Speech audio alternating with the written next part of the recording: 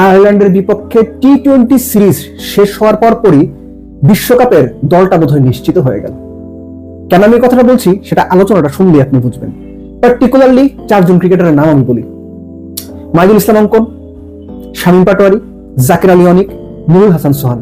এই 4 জন থেকে 2 জন নাকি 3 জন বিশ্বকাপ স্কোয়াডে থাকবে সেটা নির্ভর করবে কন্ডিশন বিবেচনায় পেস বোলার কয়জন নেওয়া হয়। যদি 4 জন নেওয়া হয় পেস বোলার, তাহলে এখান থেকে 3 জন, আর যদি পেস বোলার 5 জন নেওয়া হয় এখান থেকে 2 জন।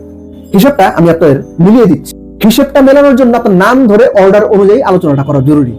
যেমন ধরেন ওপেনার কয়জন? আইডিয়ালি বাংলাদেশ বিশ্বকাপে যাবে 4 জন ওপেনার নিয়ে। কে কে?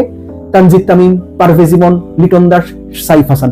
সবাই ওপেন করতে পারেন, সবাই ওপেনার। এবং সাইফ হাসানের 3-4 এই 2 জায়গাতে খেলার অভিজ্ঞতা রয়েছে। লিটন 3-এ খেলছেন এবং লাস্ট টি-20তে পারভেজকে 4 নম্বরে খেলিয়ে টিম ম্যানেজমেন্ট ওই বার্তাটা দেওয়ার চেষ্টা করেছে যে এই 4 জন ব্যাটসম্যানের যে কাউকে যে কোনো সময় যে কোনো জায়গায় যে কোনো ডাউনে ওদিন নাম্বার 4 1 2 3 4 এর মধ্যে খেলতে হতে পারে। এই 4 জন গেল 5 নাম্বার, তাও হৃদয় হলে তো এই 5 জন আপনি আলাদা করে রাখেন। এবার পেস বোলার হিসাব করেন: মুস্তাফিজ, তানজিম সাকিব, তাসকিন।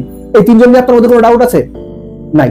ডাউট যদি না থাকে তাহলে এই 5-এর সঙ্গে এই 3 8 যোগ করেন, রইল। স্পিনার 3 জন: রিশাদ, শেখ মাহিদি, নাসুম। আপনার কোনো ডাউট আছে? আমার তো মনে হয় না। এই 3 জনে গেল, তাহলে কত হলো? 5 জন ব্যাটসম্যান, 3 জন পেসার, 3 জন স্পিনার, 11 জন। বাকি 4টা স্পট। এই 4টা স্পটের জন্য যে কন্ডিশনে খেলা ওই কন্ডিশন বিবেচনায় বাংলাদেশ কি আরো এক্সট্রা 2 জন পেসার নিবে? এক্সট্রা 2 জন পেসারের অপশন কি কি? একদম নির্জলা খাঁটি সত্য, তেতো সত্য আপনারা জানেন যে অপশন যদি আপনি হিসাব করেন, মুস্তাফিজের ব্যাকআপ হিসাব করলে শরীফুল ছাড়া লেফটি আর কোনো অপশন নেই। সো 4 জনের একজন যদি শরীফুল হয়, আরেকজনকে আপনি পেস বোলিং অলরাউন্ডার যদি হিসাব করেন, এই সিরিজে যেভাবে সাইফুদ্দিনকে বিভিন্ন রোলে ব্যবহার করা হলো, আমার মনে হয় সাইফুদ্দিনের একটা সম্ভাবনা আছে যদি কিনা 5 জন পেস বোলার হয়। যদি 4 জন হয় সেই ক্ষেত্রে 5 নাম্বার বোলার হিসেবে সাইফুদ্দিন বাদ পড়বেন, এটা আমার অনুমান। শরীফুল টিকে যাবেন মুস্তাফিজের ব্যাকআপ হিসেবে, লেফটি হিসেবে। সো সাইফুদ্দিন যদি না টেকেন সেই ক্ষেত্রে ওই যে শুরুতে বলছিলাম মাইদুল অঙ্কন, শামীম পাটোয়ারি, জাকের আলী অনিক, নুরুল হাসান সোহান, এই 4 থেকে 2 জন না 3 জন। সাইফুদ্দিন যদি দলে থাকেন এদের থেকে 2 জন, সাইফুদ্দিন যদি দলে না থাকেন এদের থেকে 3 জন। কোন 3 জন? জাকের, সোহান, শামীম পাটোয়ারি। মাইদুল অঙ্কনকে আমি কেন যেন বিশ্বকাপ স্কোয়াডে দেখি না। তিনি বিশ্বকাপ স্কোয়াডে থাকবেন এটা আমার মনে হয় না। তাকে যদি বিশ্বকাপের জন্য দারুণ ভাবে বিবেচনা করা হতো, আয়ারল্যান্ড সিরিজে তাকে ম্যাচ খেলানো হতো।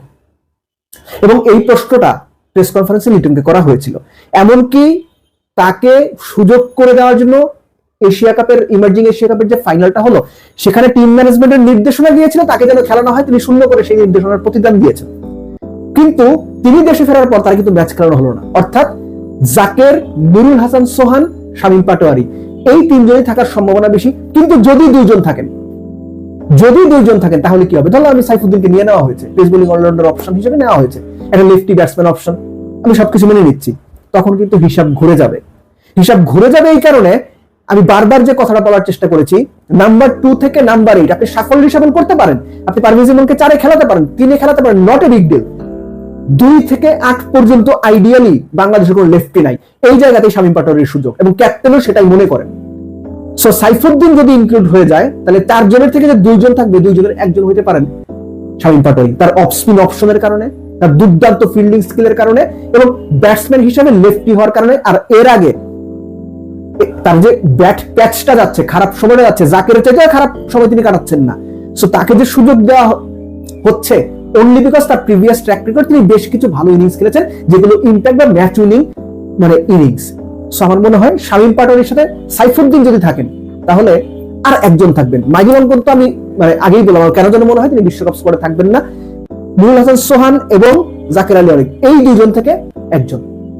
এই হচ্ছে মোটামুটি বাংলাদেশের বেস্ট 15 মেম্বার স্কোয়াড।